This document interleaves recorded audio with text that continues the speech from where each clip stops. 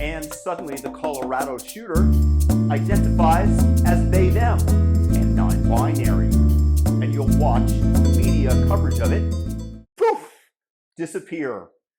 In case you haven't noticed, all of the Twitter leftoids have been attacking Maga, declaring them to be solely responsible for the attack, not the individual who decided to take it upon himself to destroy the lives of unfortunate, innocent people that must be condemned totally, but because people have questioned the efficacy and the nature of Drag Queen Story Hour as though presenting children and getting them accustomed to men in sexualized outfits with big hair and tons of makeup, reading stories to them is a wonderful thing, and denying this automatically makes you culpable and responsible for the attack on the Colorado gay nightclub.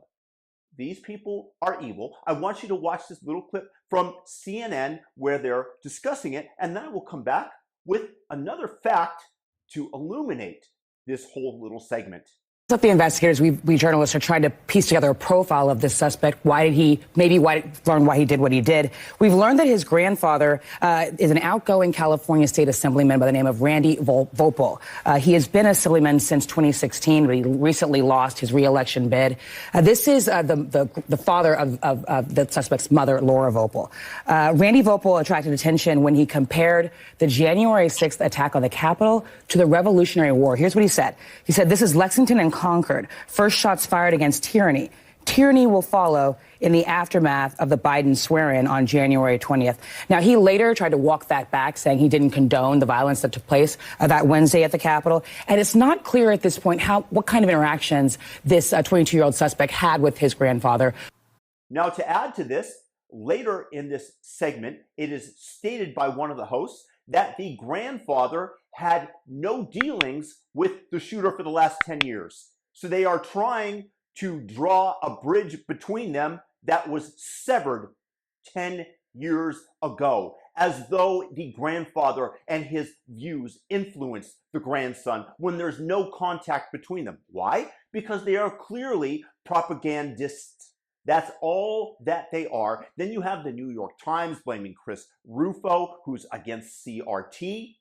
And now it comes out magically. Oh my goodness, this guy identified as non-binary. And watch the story disappear. The same way in Waukesha, when you had the black racists, the black supremacists run over the parade of grandmas and the car, of course, was blamed. The car just randomly diverted its direction and destroyed the lives, killed so many people, injured so many people. Not the culpability of the perpetrator, not because he was indoctrinated by all the media coverage surrounding George Floyd and BLM and all the hatred that they espoused. Oh no, it was the car's fault. It wasn't even the individual's fault. Let's all blame the car. But when it appears that David DePop, who attacked Paul Pelosi with the hammer, was Maga, that's what they breathlessly reported. And then when it turns out that Paul Pelosi was the one who opened the door and could have easily hid behind the police officer, instead walked back in,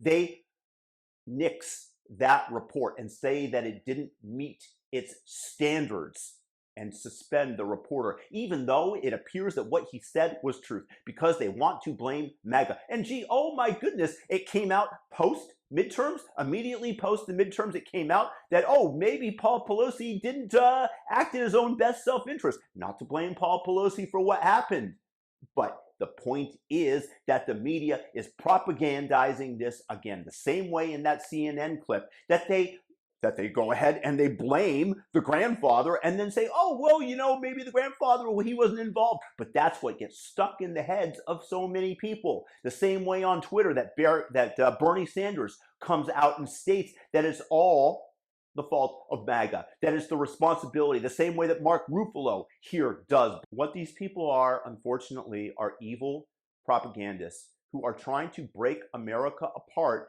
for their own ideological gain and power.